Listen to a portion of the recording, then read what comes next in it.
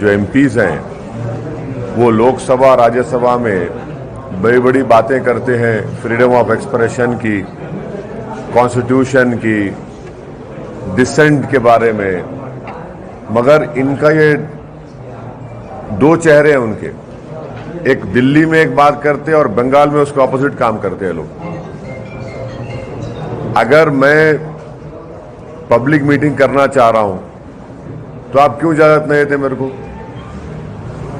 और हम election commission of India से भी ये बताएंगे कि जहां पर हमारी पब्लिक मीटिंग होने वाली थी वहां का जो पुलिस के जितने ऑफिशियल्स हैं उनको election commission code of conduct आने के बाद उनका इमीडिएटली ट्रांसफर करना, इसलिए कि वो अगर रहेंगे ड्यूटी पे। अभी हमारे को इलेक्शन का कोड ऑफ कंडक्ट नहीं आया, उससे पहले हमको पब्लिक मीटिंग का परमिशन नहीं दे रहे आप, तो कैसे इलेक्शन फ्री एंड फेयर होगा? और नरेंद्र मोदी की सभा हो सकती है, अमित शाह की सभा हो सकती है, नड्डा की सभा हो सकती है, कांग्रेस की हो सकती है, सीपीएम की हो सकती है, दूसरे फॉरवर्ड ब्लॉक के पार्टीज की हो सकती है, टीएमसी हम क्यों नहीं कर सकते? भाई हम पब्लिक मीटिंग करेंगे, ठीक है, पब्लिक नहीं आएगी मगर मेरा राइट तो है ना। तो इससे साफ जाहिर हो गया कि ये जो सेक्युलर लिबरल किस्म के जो लोग हैं जो टीएमसी के ताल्लुक से दिल्ली में इनके एमपीज की स्पीच सुनकर बड़ा थालियां मारते हैं, उनको सोचना पड़ेगा।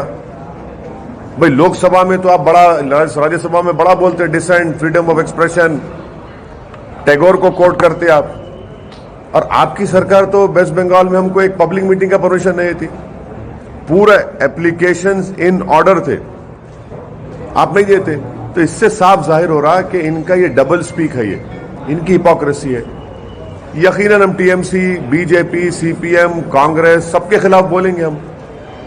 और ये पार्टीज ये नहीं समझ रही है कि मुस्लिम माइनॉरिटी में, खासतौर से यूथ में एक चर्निंग है, एक डिजायर है कि हमारा पॉलिटिकल रेलेवेंस हो, हमारी एक पॉलिटिकल लीडरशिप बने, जो हमारे डेमोक्रेसी के लिए बहुत अच्छा है। हमारी डेमोक्रेसी मजबूत होगी अगर यूथ अगर आकर डेमोक्रेसी में पार्टिसिपेट करेगा तो उसके लिए बहुत अच्छा होगा। ये अनफॉर्चुनेट है कि टीएमसी गवर्नमेंट हमारे को परमिशन नहीं दे रही है, बड़ा अनफॉर्चुनेट है ये। इलेक्शन हम जीतेंगे, हारेंगे, आप जीतेंगे तो लगा हुआ है, मगर हमारा व्यू पॉइंट रखने के आप हमारे को नहीं दे रहे इजाजत। ये कौन सी डेमोक्रेसी की फिर बात कर रहे हैं आप? हमको तो मौका मिलना चाहिए ना हमारी बात रखने का। मैं गुजरात में जाकर Narendra Modi, prime minister, Amit Shah, BJP आर के खिलाफ बोल सकता हूं, तो बंगाल में नहीं जा सकता मैं? नहीं, सवाल देखिए, वो सवाल वो नहीं है, लार्जर क्वेश्चन रेस कर रहा हूं मैं। लार्जर क्वेश्चन ये है कि डेमोक्रेसी में मुझे अपनी बात रखने का पूरा इख्तियार हासिल है, संविधान मेरे को दिया है। आप कैसे रोकेंगे उसको? किस बात पे रोकेंगे मेरे को आप?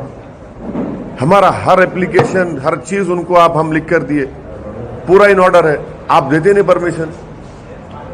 फिर टीएमसी क्यों रोती दिल्ली को आकर? फिर टीएमसी को रोने की क्या जरूरत है? फिर हमारे को मौका दीजिए, हम हमारे को परमिशन दीजिए। और वो पुलिस ऑफिशियल्स अगर रहेंगे इलेक्शन कैंपेन के दौरान में तो वो तो फ्री एंड फेयर नहीं रहेंगे। सर, आपका जो गठबंधन की बातचीत चल रही थी उसमें तमाम तरह के हर्डल्स आ गए, क्या आपको लगता है कि आपके जो अपोनेंट हैं उनकी साजिश है?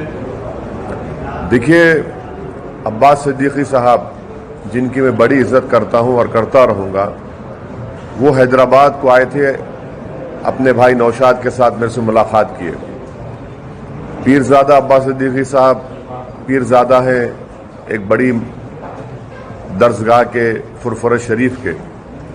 फिर मैं जाकर फुरफुर शरीफ में वहां पर पीरजादा अब्बास सिद्दीकी साहब से, उनके भाई नौशाद साहब से मिला हूं।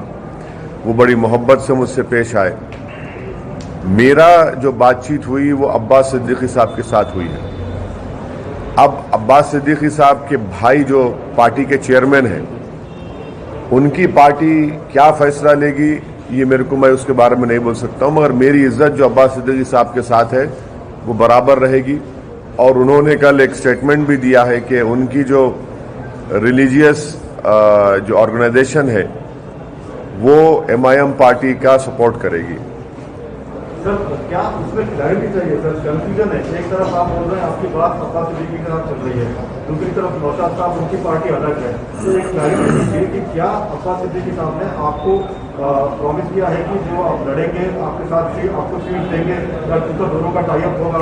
नहीं, कल का जो उनका स्टेटमेंट है जो पब्लिकली अवेलेबल है, जिसमें पीरजादा अब्बास सिद्दीकी साहब ये बोले हैं कि MIM पार्टी का वो सपोर्ट करेंगे, वो उनके लोगों को भी बोलेंगे, वो ऑन रिकॉर्ड उस बात को कहे हैं। अब आगे क्या होता है तो ठहरिए, देखिए क्या होता है, देखते हैं। तो आपको क्या डर है कि जो CPM कांग्रेस उनके साथ बातचीत उनकी चल रही है तो कहीं एक बात सुनिए, कहाँ है वोट कांग्रेस का CPM का? अगर कांग्रेस का CPM का वोट होता तो बीजेपी 18 पार्लियामेंट सीट जीत पाती। CPM कांग्रेस का वोट कहां है?